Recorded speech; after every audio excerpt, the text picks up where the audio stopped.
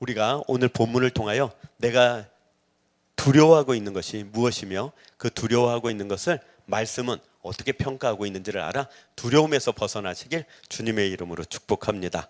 오늘 본문에 보면 두려워 말라라는 말을 합니다. 2절 읽어볼게요. 여호와께서 내게 이르시되 그를 두려워하지 말라 되어 있습니다.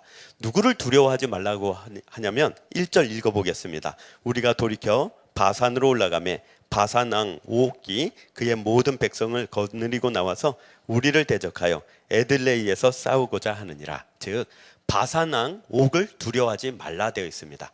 왜 바산 왕 옥을 두려워하지 말라고 되어 있냐면 이제 이스라엘 백성들은 요단을 건너서 가나안 땅에 입성하고자, 즉 이제 전쟁을 앞두고 있습니다. 그런데 이들에게 있어서 전쟁의 경험이 없는 것이 아닙니다. 출애굽 당시에는 전쟁의 경험이 없었습니다. 430년 동안 종살이를 하다가 그냥 출애굽을 해놓으니 칼도 없었고 창도 없었습니다. 그리고 그것을 있다 한들 다루는 법을 몰랐습니다. 또한 전쟁은 한 사람 잘한다고 이길 수 있는 것이 아니라 조직된 군사가 훈련을 받아서 또한 여러 경험을 통해서 전쟁을 치르도록 되어 있는데 출애굽하던 이스라엘 백성들은 전쟁의 경험이 단 1도 없었습니다. 싸워본 적도 없었습니다. 조직적으로요. 그러다 보니 이스라엘 백성들은 광야에 처음 나왔을 때 쳐들어온 블레셋이라는, 쳐들어온 아말렉 족속이라는 그 도적들을 굉장히 두려워했습니다. 그 아말렉 족속을 어떻게 이겼습니까? 모세가 산에 올라가서 두 손을 들매 이기고 그 손이 피곤하여 내려오면 그들이 지더니 들판에 있던 여호수아와 백성들이 그를 보고 여호와께서 모세의 손이 올라갔을 때 우리를 돕는 것을 알고 내려올 때 여호와께서 우리를 돕지 않는다 하여 아론과 훌이 옆에서 그 손을 받쳐 올려서 이스라엘 백성들이 광야에서 이기는 경험을 했습니다. 그래서 아말렉 족속을 이긴 후에 그들이 40년 동안 떠돌다가 여러 왕들을 처음 무찔렀는데 그 중에 가장 대표되는 왕이 누구냐? 바로 바산 왕 옥입니다.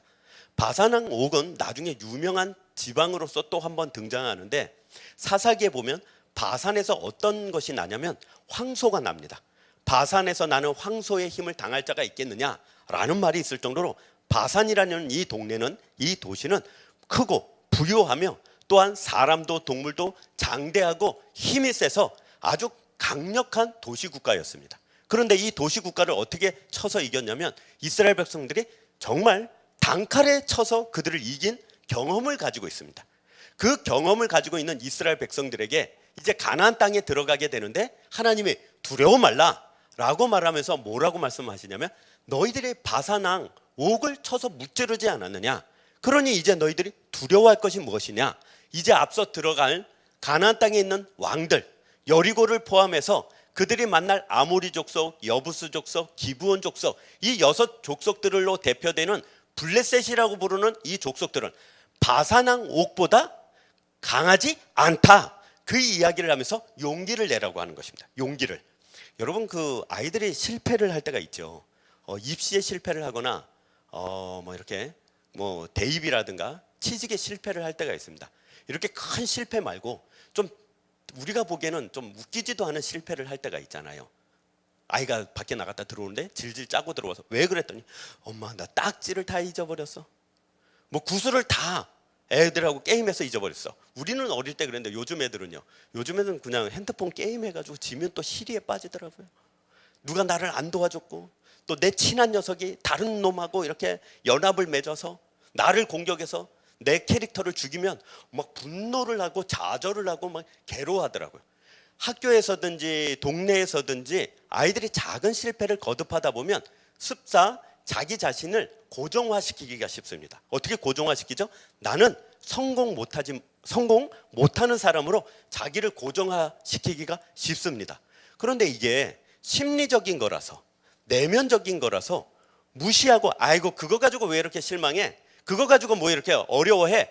그럴 수가 없어요. 왜 그렇습니까? 우리 세계는 크죠. 어른들 세계는 큽니다. 그래서 우리가 사는 세상이 험하고 독하고 무서워요. 그럼 아이들 쳐다보면 아이들 세상은 좁고 작죠. 그리고 거기 뭐 많이 들어있지 않습니까? 안 씁니다. 그러다 보니 무시할 수 있어요. 안 그래요. 누구나 다 다른 사람의 세상에서 사는 게 아니라 자기 세상에 살아요. 결국 자기가 속한 세상이 전부예요. 다른 사람의 세상이 얼마나 크고 넓고 독하고 악하고 대단한 게 많든 그건 그 사람 세상이고, 나는 내 세상 속에서 산다고요. 그러니 아이들이 아유 엄마 바빠 죽겠어. 그럼 너 같은 게 무슨 꼬꼬마가 이렇게 바쁘냐? 아니에요. 걔도 바빠요. 자기 세상 속에서는 아이고 바빠요. 정신없고요. 힘들고요. 그 애가 실패하는 건 우리가 실패하는 거랑 같은 무게예요. 그러니 아이들의 실패에 대하여 무시하시면 안 돼요. 아이들이 좌절하면 야 너는 진짜 그런 걸로 좌절하냐? 그러시면 안 되는 게, 자기가 속한 세계는 그게 전부라서 그 안에선 실패와 좌절과 낙심이 우리가 당하는 실패와 좌절과 낙심하고 똑같은 무게와 똑같은 가치와 똑같은 괴로움으로 당하고 있다는 걸 먼저 우리가 이해를 해줘야 됩니다. 그러면 아이들의 실패와 좌절을 가지고 시비를 걸 것이 아니라 뭘 시비를 걸어야 되죠? 운동장을 넓혀줘야 돼요.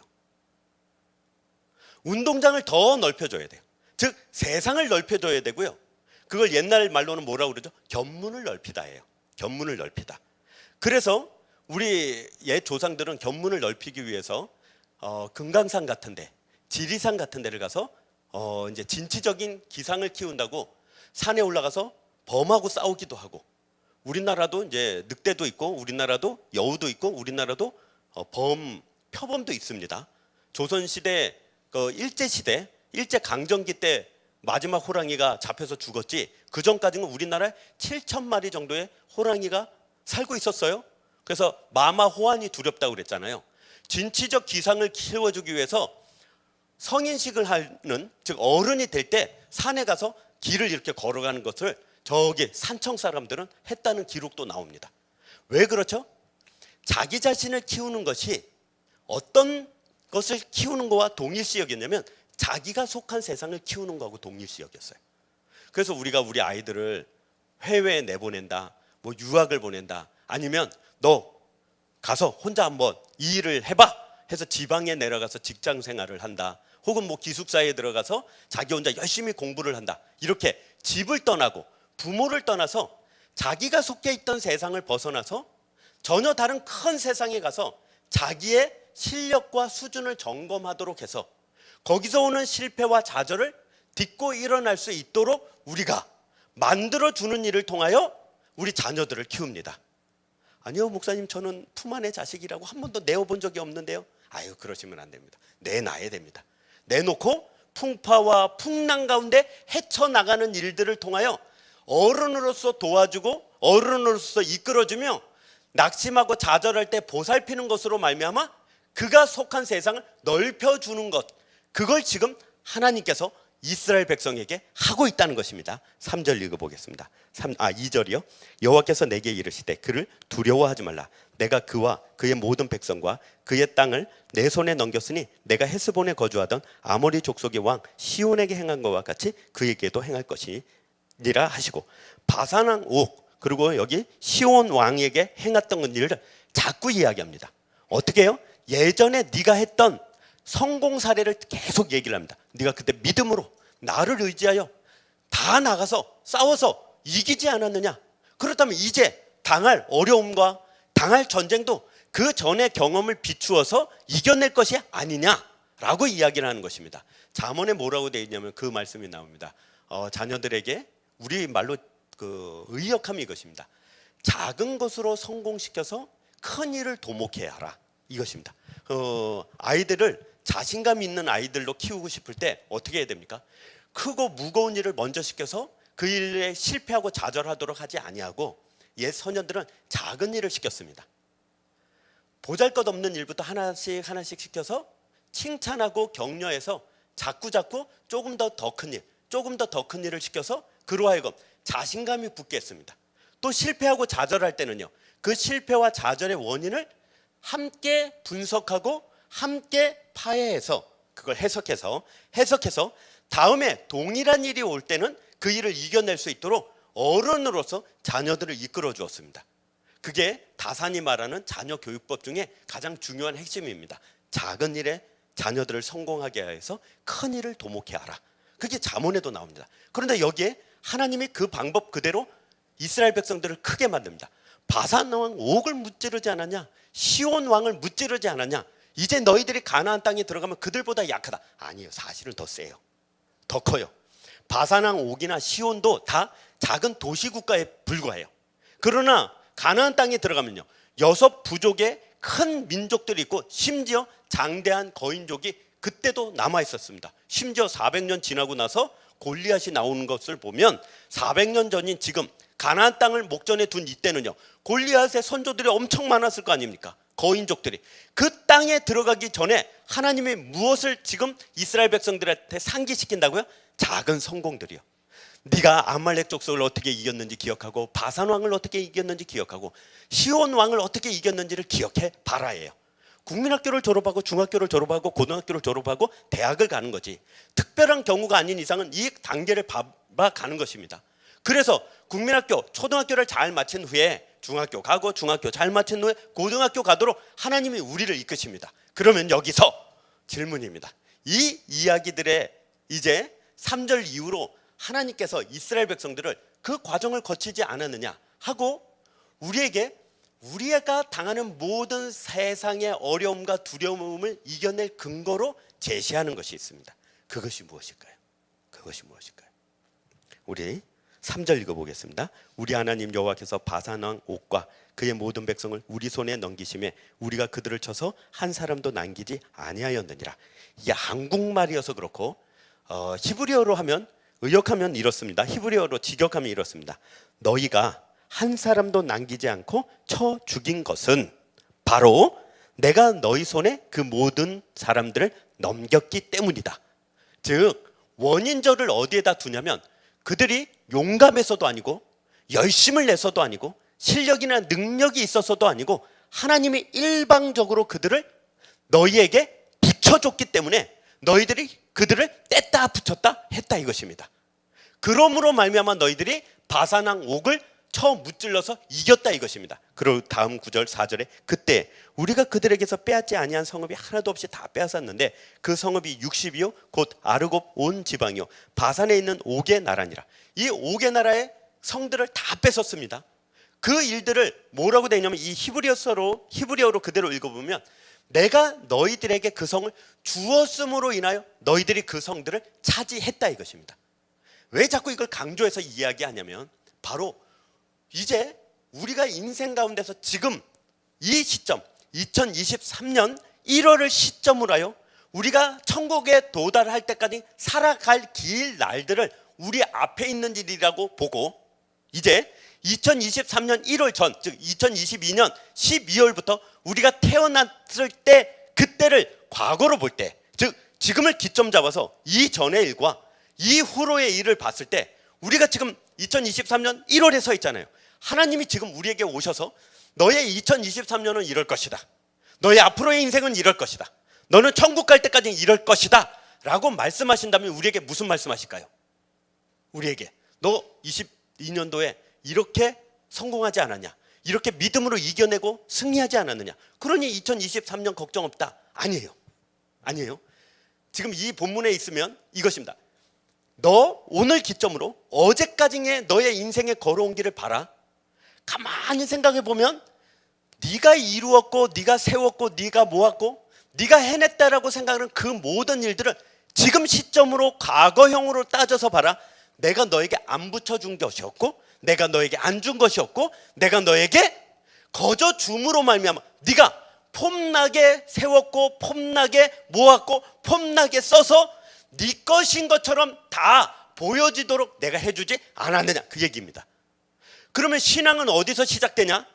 그걸 이해하느냐, 그걸 받아들이냐, 그걸 믿고 의지해서 2023년 이후로 천국 가는 그날까지, 즉 나의 앞길을 살아가느냐, 거기에 매달려 있어요. 다시요, 이 부분이 좀 어렵습니다. 이야기가 좀 어려운데, 이야기가 어려운 것이 아니라 제가 어렵게 이야기를 하는 거죠. 좀 쉽게 이야기하자면 이것입니다. 지금 2023년 1월 이후로부터의 모든 일들을 하나님이 두려워 말라. 왜 두려워하지 말냐? 그 증거와 그 모든 신빙성 있는 자료를 다 어디서 가져오냐? 우리 과거에서 가져오는데, 우리 과거에 있어서 우리가 자랑할 만하고 뽐낼 만하고 기뻐하고 감사할 그 모든 것들을 지금 시점에서 뒤돌아보면 하나님이 주셨다 이것이에요. 하나님이 하셨다 이것이에요. 그러면 요 시점에서 요 질문을 해보겠습니다. 그것이 이해가 되십니까? 그것이 인정되십니까? 그것이 그냥 그럴 수도 있고 아닐 수도 있고, 혹은 그게 그다지 중요하게 여겨지거나 그것이 앞으로 내가 살아갈 날에 도움이 되지 않을 것 같다라고 해서 오늘 본문이 적혀진 거예요. 이것이 이해되어지고 뿐만 아니라 거기에 항복이 되어지고 뿐만 아니라 그로 인하여 앞으로 살아갈 날에 대하여 내가 말하는 모든 나의 성공들은 하나님이 거저 주신 것이라는 것을 이해하고 인정하고 감사하고 진짜 힘있게 의지할 수 있느냐 없느냐, 그게 진짜 우리 신앙이 진짜냐 가짜냐, 뭐 구원받는 얘기하고는 다릅니다. 진짜냐 가짜냐, 하나님을 진짜 의지하고 사느냐 아니냐를 판가름 짓는 그 가늠대가 된다고요. 그 잣대가 된다고요. 보세요. 지금 이 이스라엘 백성들은 지금 우리에게 말하면 이렇게 말하는 겁니다. 여러분, 우리가 지금 우리 2023년부터 시작된 우리 앞길에 당할 모든 적들, 환난, 고난, 우리를 넘어뜨리는 위험과 장애물들, 심지어 우리의 죄악들, 우리의 실수들, 또 우리가 하나님을 배반할 일들, 하나님께 불평하고 불만을 갖고 하나님을 떠날 수많은 순간들이 우리 앞에 있어요. 그 수많은 순간이 과연 우리를 하나님으로부터 떨어지게 하고 멀어지게 하고 결정적으로 우리가 하나님하고 상관없는 존재로 우리 앞날에 살 수 있게 하겠느냐 못하겠느냐, 우리에게 물어볼 때 못합니다 라고 하는 그 근거가 어디에 있느냐, 우리 뒤에 일을 보니 있는데, 보십시오. 우리 앞에 당할 우리 그 모든 일들, 금방 말씀드렸던 우리의 실패, 좌절뿐만 아니라 우리의 죄악, 우리의 배신, 우리가 하나님께 불평하고 불만을 갖고 하나님을 떠나려고 하는 몸부림, 그 모든 것을 다 합쳐도 그 적들이 아무리 대단하고 아무리 무섭고 아무리 강대할지라도 우리 뒤에 있던 일 하나를 감당 못하니 그 일이 뭐라고요? 하나님께서 우리를 위하여 예수 그리스도를 십자가에 죽여버렸다는 것을 감당 못한다고요. 그 일이 마치 이스라엘 백성들이, 생각해 보십시오. 지금 이스라엘 백성들이 이제 가나안 땅에 들어가서 당할 모든 왕들과 적들과 그 부족들의 싸움, 그 싸움보다 누가 제일 강합니까? 바로가 강하죠. 애굽이 강합니다. 그 당시에 애굽과 바로는요 초강대국이에요. 애굽의 바로와 그 군대들이 이 가나안 땅에 몰려왔으면 누가 학자가 계산을 했더라고요. 전쟁 며칠 하면 되나? 2달 하면 된대요. 2달. 2달 만에 애굽의 바로와 그 군대가 철병거를 이끌고 가나안 땅을 정복하러 오면 2달이면 싸그리 없애버린대요. 실제로도 역사 기록에 뭐라고 돼 있냐면 가나안 부족들이 매해 애굽 왕에게 조공을 바쳤대요. 왜요? 우리 죽이지 말라고. 그런 애굽 왕과 그 군대를 하나님께서요 2달 만에 10가지 재앙으로 깡그리 무너뜨렸다고요. 그러면 이스라엘 백성들은 무엇을 증거 삼아서, 무엇을 경험 삼아서 가나안 땅을 쳐다봐야 됩니까? 우리에게 똑같이 얘기합니다. 2023년 이후로 천국 가는 그날까지 우리 앞날에 있을 모든 좌절과 실패와 그 안에 있는 우리의 배신, 우리의 불신, 우리의 불평, 우리의 떠나감, 하나님을 외면하는 그 모든 죄악들의 소용들, 우리가 적이라 부르고 우리를 실패와 좌절 가운데 눌러서 마침내는 우리를 죽여버릴 것 같은 그 모든 적들이 과연 하나님의 열심을 감당할 수 있습니까? 예수 그리스도를 십자가에 죽이는 그 사랑을 감당할 수 있습니까? 없다! 그것이 성경의 증언인 것입니다. 그렇다면 우리가 당하는 괴로움, 우리가 당할 환난, 우리가 당할 아픔을 바라보는 우리의 시선은 어디에 잣대, 어디에 기준대를 놓고 본다고요? 우리 실력이 아니에요. 우리 능력이 아니에요. 우리 소유가 아니에요. 우리 이때까지 우리가 쌓아놓은 커리어가 아니라고요. 무엇으로 승부를 내고 무엇으로 결정지어지는가? 그 싸움에서 벗어나야 돼요. 내가 이만큼 해가지고 이렇게 해놨으니 이만큼 되었다 할 때 즉시 하나님의 은혜로부터 멀어지는 거예요. 내가 이만큼 해놨기 때문에 괜찮겠다 그러면 하나님으로부터 멀어지는 거예요. 누가복음 10장에 한 부자의 이야기가 나옵니다. 부자가 농사를 끝내고 수확 가요. 그 수확이 많으니 창고를 새로 짓고 집을 새로 짓고 그 안에 가득 채워놓고 말하기를 내일부터 나는 먹고 마시며 즐기리라. 그런데 뭐라고요? 오늘 밤 주께서 그의 영혼을 찾으러 오셨다고요. 너 뭐 했니? 물어보니까 저 농사 지어서 뭐 했니? 수확을 많이 해가지고 그리고 많이 한 거 뭐했니? 저 창고에 들여놓고. 그래서 뭐했니? 그리고 오늘 죽네요. 그 이야기를 하는 부자의 이야기를 왜 합니까? 우리가 지금 오늘 2023년 1월 이후로 살아갈 날이 얼마나 많을지 우린 모른다는 거예요.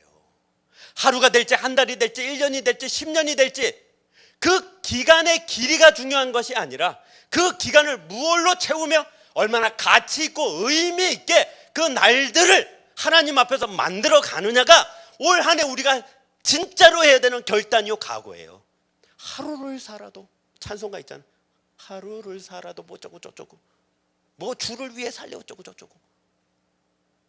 그 찬송가를 부를 때 노래도 어렵거니와 저는 그렇게 감동이 안 됩니다. 왜 하루예요? 하루. 지금 할 게 많고 할 일이 많고 하고 싶은 게 많은데 맨날 그 찬송가 부를 때 하루를 살아도 하루 안 살고 싶어요. 저는 좀 우리 중에 제일 오래 살 겁니다. 하여튼간에 누차 말씀드리지만 여러분 다 죽을 때까지 나는 살아남아서 여러분 장례를 내가 다 치를 거예요. 다 땅에 묻을 거예요. 내가 부활도 못할 정도로 꽉꽉 밟아가지고 내가 최후의 1인으로 여기 끝까지 살아남. 벼룩박에 똥칠할 때까지 살아남아가지고 내가 어떻게든지 살아남아가지고. 왜 하루예요? 우리에게 있어서 그 삶의 길이가 문제가 아니에요. 그러니 우리는 세상 사람들의 가치하고 달라요. 우리는 삶을 길이로 갖는 사람들이 아니라 삶을 의미와 목적으로 갖는 사람이에요. 하루를 살아도 의미 있게, 하루를 살아도 목적 있게, 하루를 살아도 주를 위해서 살 수 있느냐 없느냐를 선택해 가는 과정 앞에 있는데 거기서 우리가 두려워하지 말아야 될 게 뭐라고요? 바산왕 오기요, 시온 왕이요, 바로와 그의 군대요. 왜요? 바로와 군대가 그렇게 강해도 예수 그리스도를 죽이시는 하나님의 열심과 그 사랑을 감당할 수 있냐고? 못한다고요. 그래서 읽어볼게요. 거기 6절에 우리가 헤스본 왕 시온에게 행한 것과 같이 그 성읍들을 멸망시키되 각 성읍의 남녀와 유아를 멸망시켰으나 다만 그 모든 가축과 그 성읍들에서 탈취한 것은 우리의 소유로 삼았으며. 이 구절을 읽으면 뭐야 이렇게 하나님이 잔인하셔. 사람들을 다 죽이시고 그 유아까지도 죽이셔. 애들이 무슨 죄가 있어서 막 이럴 수 있지요. 그래서 이것 때문에 뭐 여러 가지 책들도 많이 나와 있습니다. 그 얘기가 아니고 여기서 이 얘기가 동원되는 것은 이겁니다. 정말 사랑의 대상으로 삼은 존재를 위해서 하나님은 못 가증하신다고요? 다 하신다고요. 하나님이 정말 우리에게 주신 가장 큰 기적은 뭐냐면 하나님이 사랑의 대상으로 우리를 삼았다는 거예요. 우리를 하나님이 그 사랑하는 대상으로 삼았다는 거예요. 참 놀라운 일이죠. 우리는 옛날 이야기 잘합니다. 평강공주와 바보 온달. 그 바보 온달이 있었잖아요. 근데 바보 온달을 가지고 사람들이 동료를 지어서 놀렸어요. 평강공주는 온달하고 결혼했다고. 그리고 이 소문이 쭉 퍼지니까 왕이 평강공주를 불러서 물어봅니다. 너 이 바보 온달 만났어? 안 만났는데요. 애들이 노래를 불러서 너 만났다고 난리인데 너 인생 이제 틀렸다. 바보 온달한테 시집 가야 되겠는데 어떡하지? 했더니 평강공주가 가겠다고 그럽니다. 그리고 바보 온달을 만나서 어떻게 하죠? 바보 온달을 장군 온달로 만들죠. 그래서 나라를 구하는 얘기를 우리가 알지 않습니까? 그러나 제 생각엔 그 이면에 온달이 원래 재능이 있었던 거예요. 그죠? 소질이 있었던 거예요. 꽤 괜찮은 인물이었던 거예요. 아니 진짜 바보면 아무리 노력하고 아무리 섬겨준다고 그가 장군이 되겠어요? 아니 이 바보 온달이라고 불렀지만 사실은 대기만성이었던 거죠. 잘 모르다가 어느 나이가 되니까 꽤 괜찮은 인물이 된 거라고 우리가 자꾸 생각한다고요. 내가 원래 바보는 아니고 내가 못난 거는 아니고 내가 원래는 다 잘할 수 있는 존재였는데 환경이 안 받아주고 형편이 안 받아주고 사람들이 나를 인정 안 하다가 그나마 내가 때를 만나가지고 내가 뭐 좀 해보려고 한다고 주장하는 게 우리예요. 아니요, 우리는 진짜 바보 온달이에요. 하나님께서 우리를 그 사랑의 대상으로 삼아 주셨기 때문에 우리에게 한 가락이라도 지혜를 주셨고 한 자락이라도 명철을 주셨고 우리로 하여금 힘주고 애정 주셔서 우리 안에 따뜻한 것이 생겨나서 드디어 우리가 변화라는 걸 시작한 거예요. 변화. 이 변화라는 것은 정말 어렵습니다. 사람은 절대 안 변한다잖아요. 그러나 예수 안에서 사람이 변해요. 예수 안에서 사람이 완전히 변한다고요. 시문의 상록수라는 책이 있습니다. 정말 실하죠. 안산 가다 보면 상록수 여기 있는데 그 상록수가 그 상록수입니다. 시문이 상록수를 지었는데 거기에 한 여자가 나옵니다. 그 여자는 시골에 들어가서 그 동네에 들어가서 예수 믿게 된 거예요. 너무너무 예수가 좋은 거예요. 그 정기를 읽어보면 예수가 너무 좋아서 아침에 밥 재울 때도 눈물 나고 저녁에 밥 재울 때도 눈물 나고 밤에 자다가도 눈물이 나서 벌떡벌떡 일어났는데 예수 모르는 사람들이 그렇게 불쌍하더래요. 그래가지고 예수 모르는 사람들한테 글자를 가르쳐주고 싶은데 아뿔싸! 이 사람이 글자를 모르는 거예요.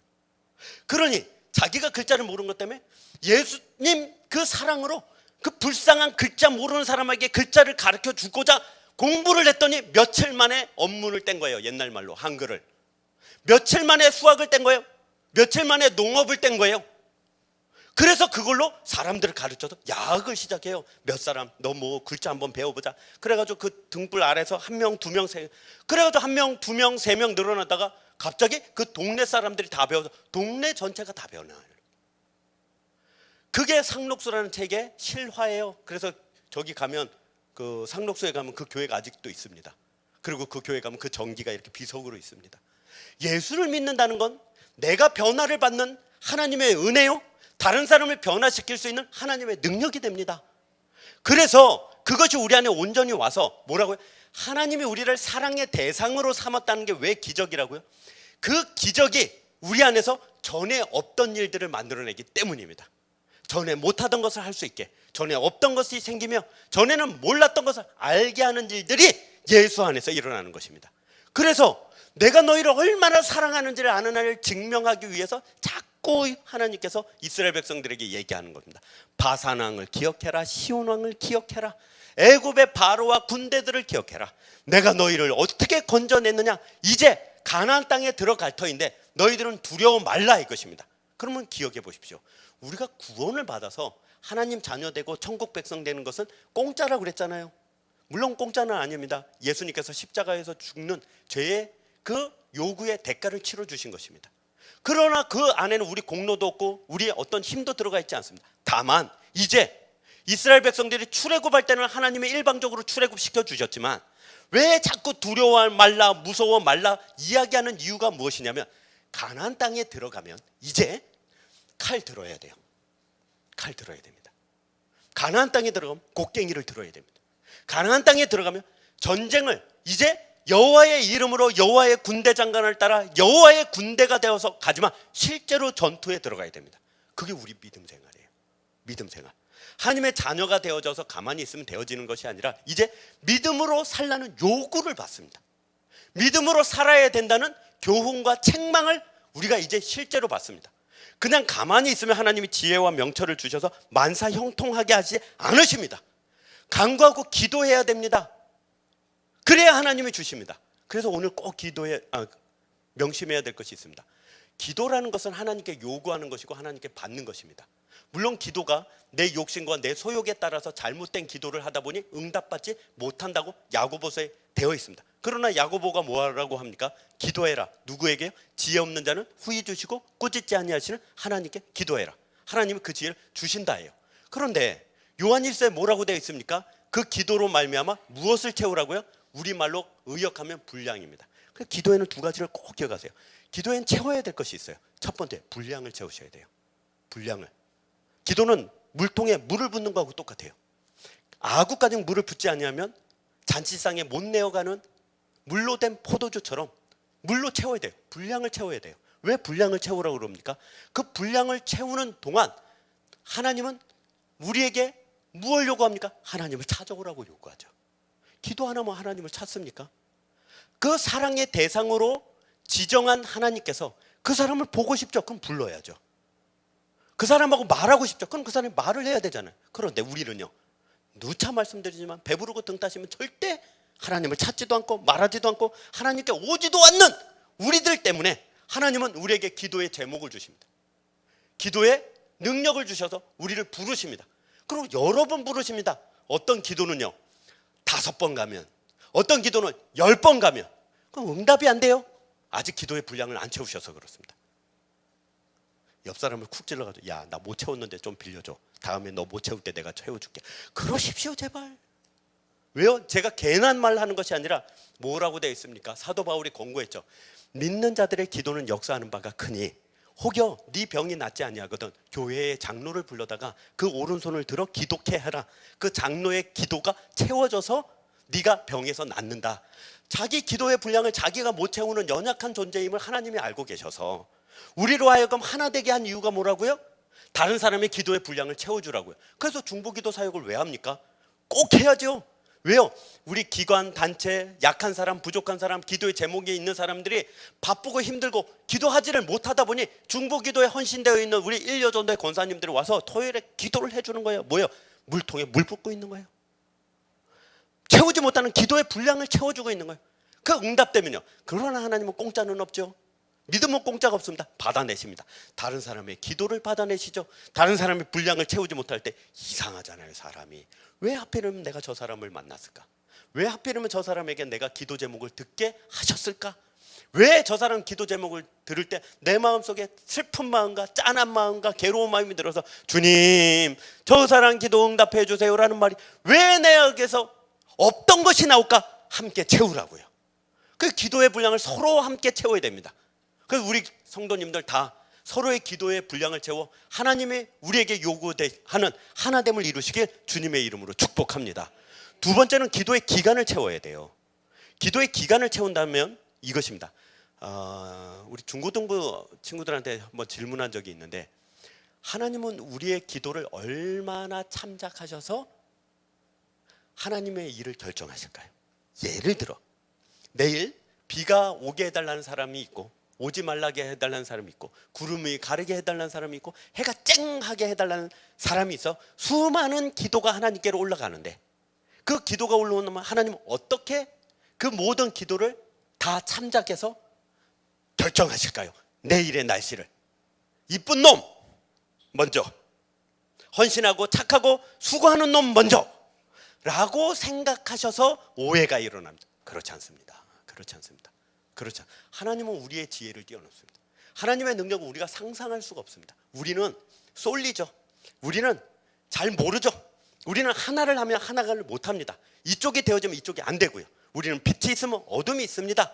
한쪽을 잘하면 한쪽은 못하는 게 있어요. 우리는 그렇습니다. 그러나 하나님은 회전하는 그림자가 없으시죠. 변개치 아니하시죠. 동일하십니다. 그 지식은 무궁하시며 그 지혜는 출중하셔서 뭐라고요? 기묘라 모사라 즉 사람의 이성과 사람의 생각으로는 범접할 수 없는 전능하신 하나님이십니다. 그럼 하나님은 기도에 어떻게 응답하십니까? 이렇게 응답하십니다. 모든 기도 심지어는 반대되는 기도마저도 다 들으셔서 기도의 응답의 기간을 결정하십니다. 그래서 그 기도의 응답의 기간 안에서 어떤 순간에는 어떤 사람의 기도에 응답하시고 또 다른 순간에는 다른 사람의 기도에 응답하심으로 말미암아 하나님은 모든 기도에 응답하시는 분이십니다. 그러면 그 사람의 기도의 기간이라는 건 무엇입니까? 응답될 때까지는 기도해야 되는 것입니다. 응답될 때까지 기도한다는 건 무엇입니까? 하나님을 믿는 가장 적극적인 행위입니다. 기도가 응답될 걸 반드시 믿고 기다리는 거예요. 다만 오늘 안 될 뿐이죠. 다만 오늘 안 될 뿐이지 내일 될지 모레 될지는 몰라요. 그러나 하나님은 신실하시고 내 기도에 응답하시는 분이고 나를 사랑하신다는 그 확고한 믿음으로 말미암아 어떻게 한다고요? 그 기간을 기다리고 채우는 것입니다.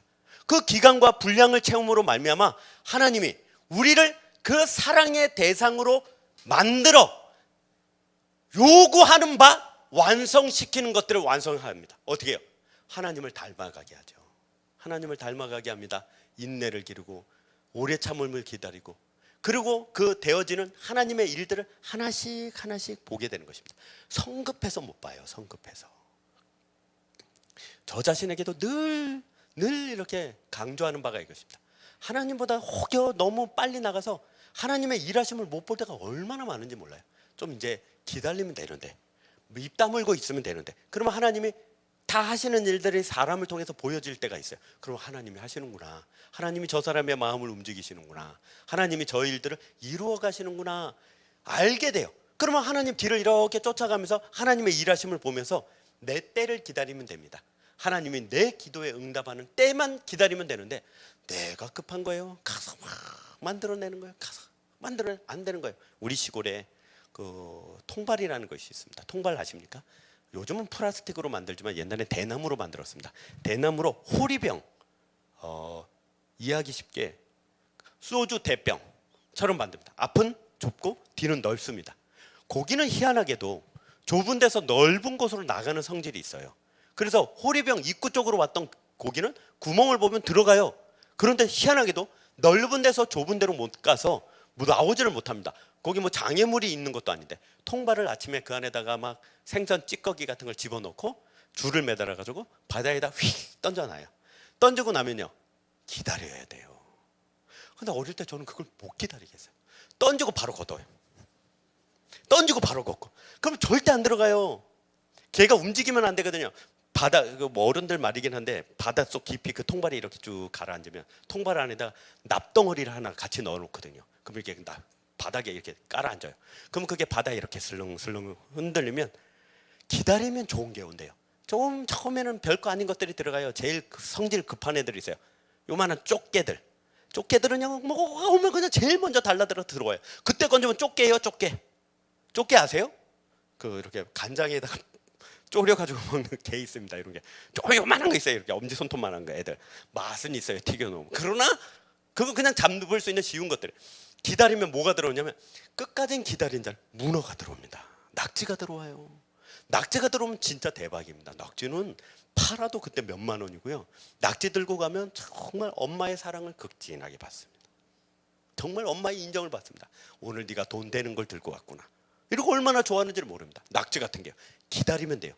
기다리면 좋은 것이 온다는 걸 꼭 기억하십시오. 기도는요. 결국 그 기도의 분량을 채우기 위하여 하나님 앞에 간구하는 자와 그리고 그 기도의 기간을 채우기 위하여 기다리는 자가 응답을 받는데 왜 그런 과정을 거치도록 하느냐? 바로 하나님이 그 기간과 그 분량을 채우게 함으로 말미암아 하나님의 사랑받는 대상인 우리를 하나님을 닮아가도록 만들기 위해서예요. 그러니 이제 눈치챘죠. 하나님은 만만디예요. 느리세요. 성급하지 않으세요. 제일 늦게 움직이세요. 자연의 변화, 만물의 변화, 사람의 마음의 변화가 다 끝난 후에 끝났냐? 그러면 이제 내가 하겠다 하고 일어나는 분이 하나님이세요. 해가 진 후에 움직이세요. 그렇죠? 그래서 읽어볼까요? 뭐라고 되어 있냐면 계시록 12장으로 가보겠습니다. 신약성경 계시록 12장.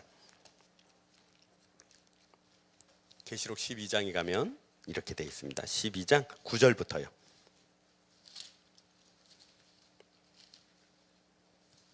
계시록 12장 9절부터요. 12절, 9절로 12절 함께 읽겠습니다. 시작.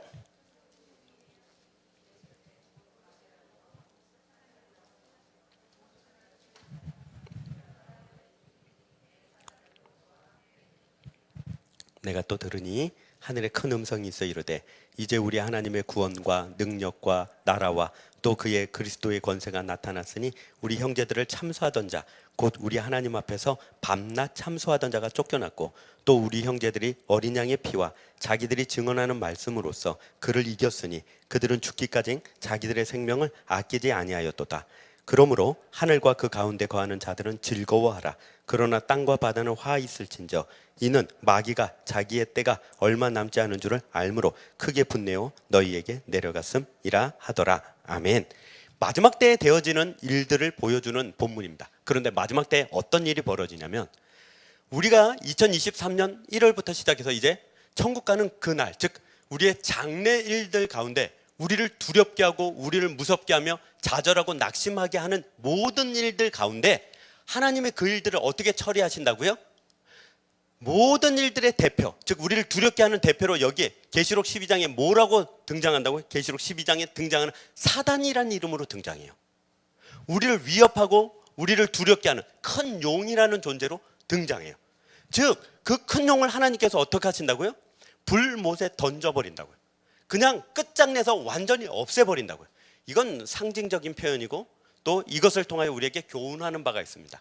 마치 SF 영화 보는 것처럼 공중에서 큰 용이 나타나서 하나님한테 끌려가가지고 큰 불못에 던져지는 일이 실제로 있을 수도 있죠. 모르죠 우리는. 그러나 이것이 상징으로서는 충분히 우리에게 말하는 것이 있습니다. 사실은 우리를 위협하는 모든 것들이 우리의 운명을 결정짓지 못한다는 것, 그것이 이 본문이 말씀하고 있는 바입니다. 즉 우리가 진짜 믿음으로 산다는 것은 복잡하거나 믿음으로 산다는 것은 어렵게 얘기할 필요가 없고 믿음으로 산다는 것은 딱 이거 하나입니다. 걱정과 근심을 믿음으로 이겨내기, 이거 하나예요. 왜요? 성경은요, 우리를 하나님을 믿지 못하게 하고 하나님을 배신하고 하나님을 떠나게 하는 모든 것들은 다 큰 용, 즉 사단이 주는 불안과 근심과 걱정 때문에 세상을 향해 나간다고요. 사실 돈을 사랑하는 것도, 걱정을 사랑하는 것도, 출세를 사랑하는 것도 왜요? 두려워서요, 무서워서요, 걱정이 돼서요. 그런 거 아닙니까? 왜 우리가 미래를 준비해야겠다, 보험을 들고 연금을 들고 미래를 준비해야겠다 그러고 주일을 성수하지 않고 열심히 나가서 돈을 벌어야겠다, 왜 그러죠? 걱정돼서잖아요. 무서워서 그러잖아요. 나이 들면 누가 나를 복양해주며, 힘 빠지면 누가 나를 인정해주며, 돈 없으면 내가 어떻게 하루라도 살 수 있는가 라는 그 돈 때문이 아니고 건강 때문이 아니라, 우리도 이미 알아요. 언젠간 사람 죽고 언젠간 병 들고, 비명 행사하거나 사고로 죽지 않으면 병으로 죽을 거 알아요. 다행히 어쩌다가 자다가 죽는 사람이 간혹 있거니와 대부분 우리들은요, 병으로 죽거나 사고로 죽는 거 아닙니까? 다 알죠. 영원히 살지 못한다는 것도 알아요. 다만 언제 죽을지 모르는데 그날이 얼마나 되는지를 몰라요. 그러니 걱정되고 두렵고 무서운 거예요. 그걸 이겨낼 수 있는 방법 딱 그것밖에 없다. 돈, 건강, 그것밖에 없네 라고 우리가 결정 짓고 나니까 두려운 거예요. 돈이 안 벌리잖아요. 몸이 아프잖아요. 됩니까? 돈 벌어놓으면요, 반드시 그 돈을 갖다 쓰는 사람이 있어요. 누구요? 병원이요. 여러분이 평생 모아서 열심히 애써가지고 나이 70, 80 돼가지고 열심히 적금 들어가지고 돈을 많이 모아서 은행에 갖다 줄 줄 알죠? 병원에 갖다 줍니다. 병원에. 별거 없습니다. 별거 없어. 정말요. 정말 이렇게 말해서 죄송한데 맛있는 게 없대요. 이해를 못 하시겠죠? 나이가 들면 맛있는 게 없대요. 입에 첫 숟갈에 맛있어도 두 번째 숟갈을 못 먹는데요. 소화가 안 돼서. 우리는 복이죠. 우리는 돌도 소화를 시켜요. 아직도. 무슨 식욕이 없다는 말이 무슨 말인가? 그게 무슨 말인가? 소도, 오늘 저기 전도사님 두 분이 고기를 먹는데요, 앞에 누가 앉아 있는지 생각지도 않고, 내가 굽고 내가 잘라주고, 둘은 정신없이 그걸 먹고. 농담인 것 같지만 진짜였어요. 가위하고 찢게 된 건 나고 젓가락은 둘이서.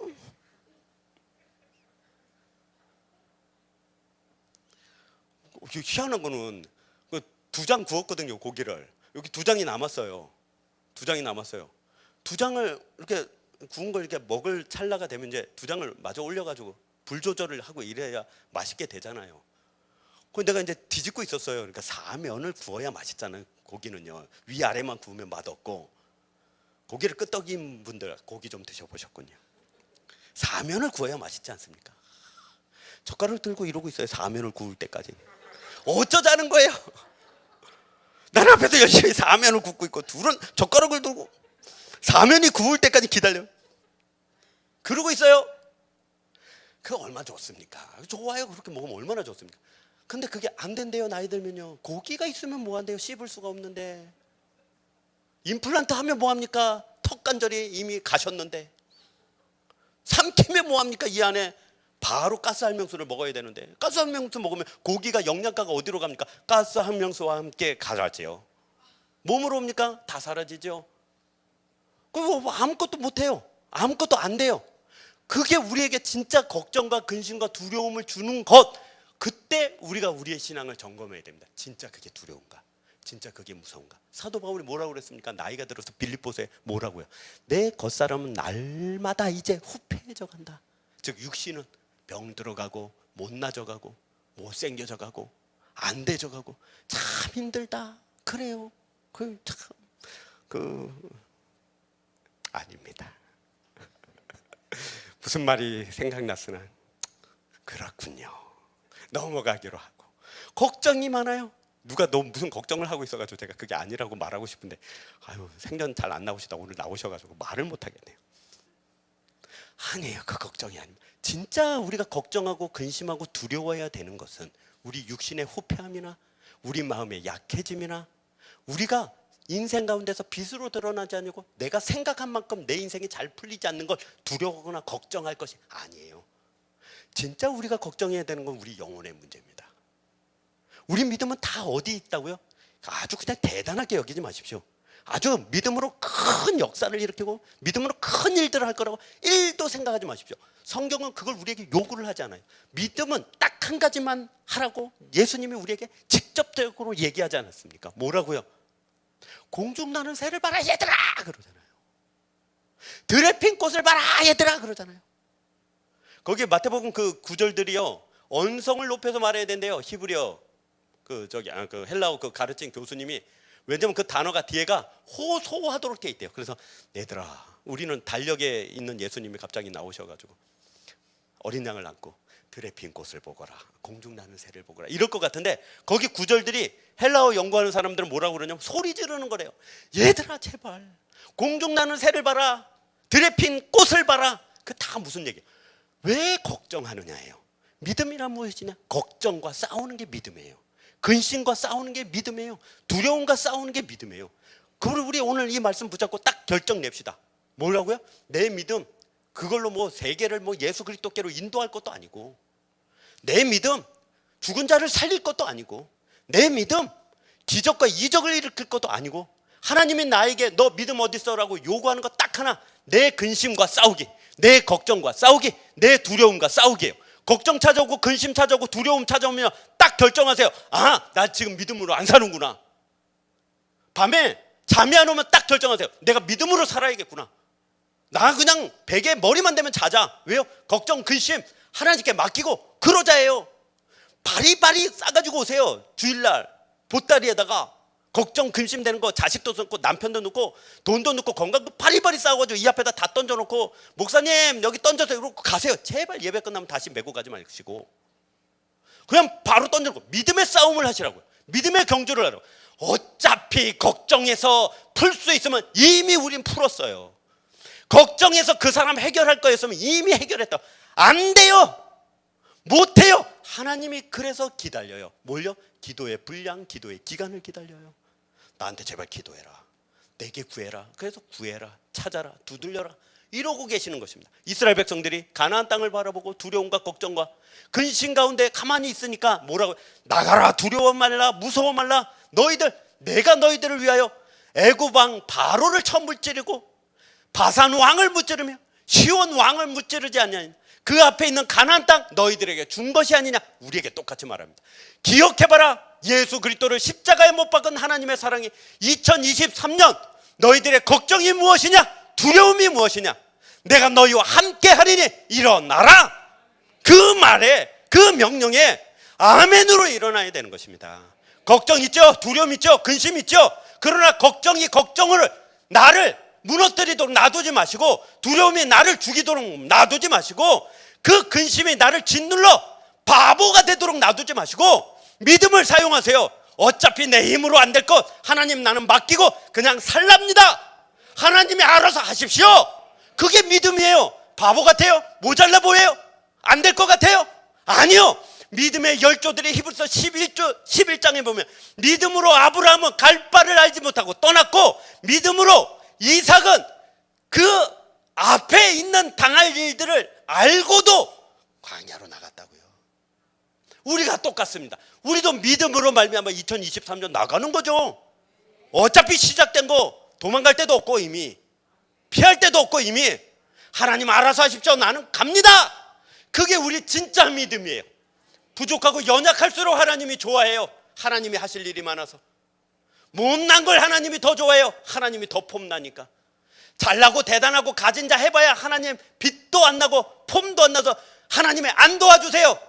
스스로를 의인으로 생각지 마시고 죄인으로 생각한다면, 스스로를 부족하고 연약해서 나는 안 된다가 아니라 스스로 부족하고 연약하니 하나님이 하시겠구나, 그 믿음으로 나가셔야 됩니다. 우리 각오하고 결단합시다. 찬양합시다.